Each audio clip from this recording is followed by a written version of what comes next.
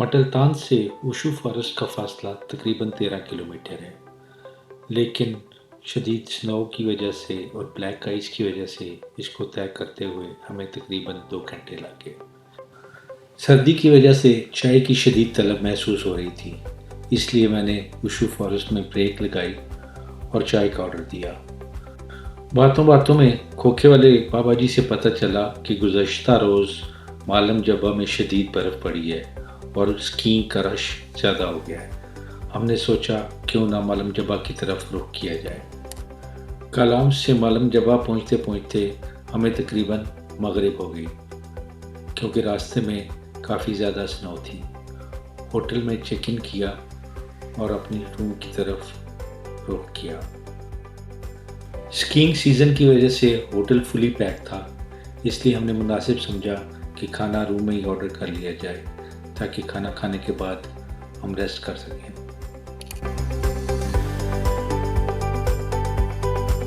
कमरे की बालकनी से चेयर लिफ्ट और स्कीइंग ट्रैक का मंजर इंतहाई दिलफरेब था। हर तरफ बर्फ़ ही बर्फ़ थी और ऐसा लग रहा था कि आप किसी दूसरी दुनिया में पहुंच गए हैं। अभी स्कीइंग ट्रैक पे हलचल शुरू नहीं हुई थी, क्योंकि यहाँ पे 10 बजे से शाम 5 बजे तक स्कीइंग और चेयर लिफ्ट चलती है।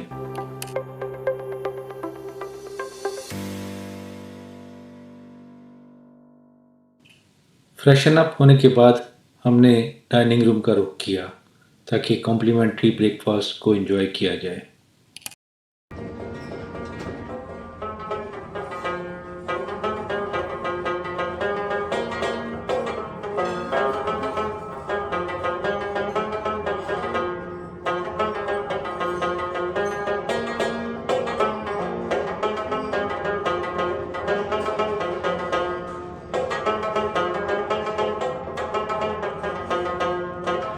नाश्ते से फारिग होके हमने चेयर लिफ्ट का रुख किया।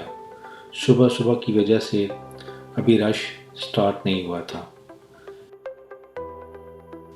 स्टार्टिंग पॉइंट से एंड पॉइंट तक चेयर लिफ्ट का डिस्टेंस अप्रॉक्सीमेटली 800 मीटर है, जिसको तय करने में तकरीबन 15 मिनट दरकार होते हैं और इसकी एलिवेशन 2804 मीटर बनती है।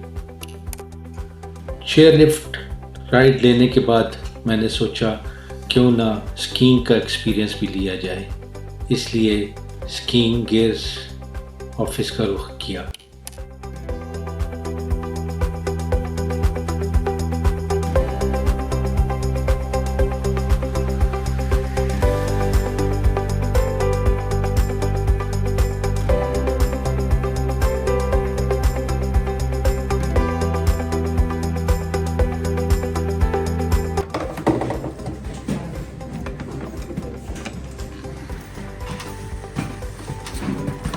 इसका बॉडी वेट से क्या ताल्लुक होता है?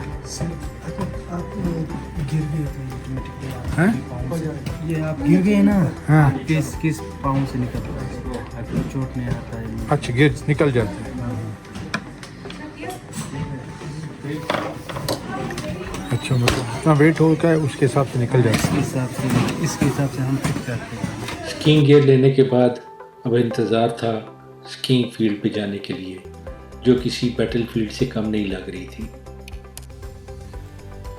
देखने में बहुत सारी चीज़ें आसान नज़र आती हैं, जैसा कि स्कीइंग, लेकिन जब आप करने लगते हैं तो पता चलता है कि पाई एक कम अड्डा सूखा नहीं है।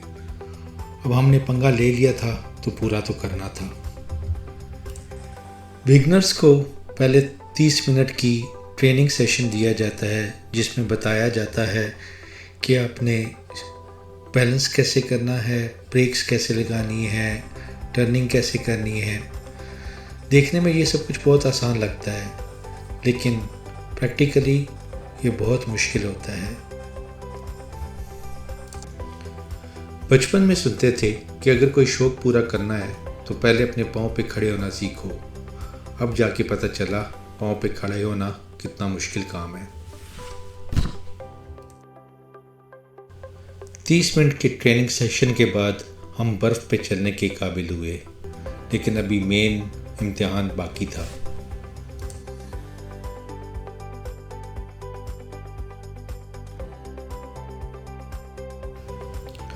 हम ऐसे चल रहे थे जैसे कोई छोटा बच्चा नया नया चलना सीखता है।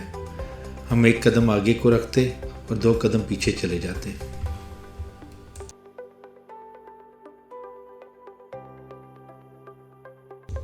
हम अभी चलने की प्रैक्टिस कर ही रहे थे कि इंस्ट्रक्टर ने हमारा हाथ थामा और टो रोप की मदद से हिल टॉप पे चलने को कहा।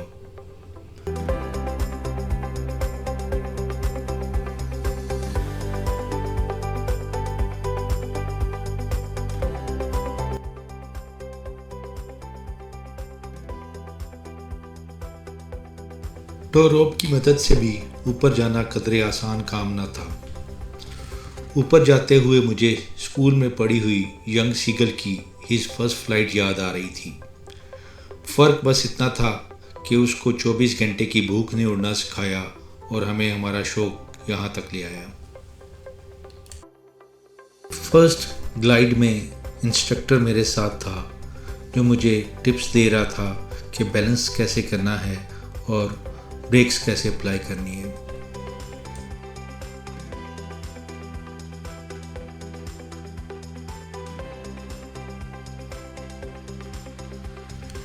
इंस्ट्रक्टर के साथ फर्स्ट ग्लाइड के बाद अब मुझे अगले 30 मिनट जो करना था खुद ही करना था। खुद ही गिरना था, खुद ही उठना था और खुद ही फिसलना था। नीचे से ऊपर जाने के लिए आपको रिसोर्सेज और वक्त दरकार होता है, लेकिन ऊपर से नीचे आने के लिए सिर्फ एक धक्का और आप देखते ही देखते ऊपर से नीचे पहुंच जाते हैं।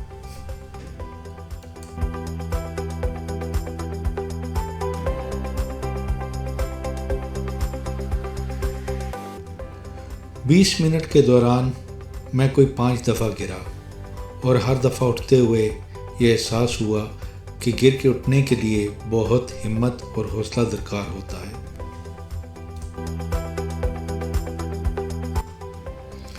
कहते हैं कि कोई काम नामुमकिन नहीं होता, बस आपको कामयाब होने के लिए मेहनत और कोशिश करनी होती है। मुसलसल कोशिश की वजह से मैं बेसिक स्नो ग्लाइडिंग करने में कामयाब हो गया था।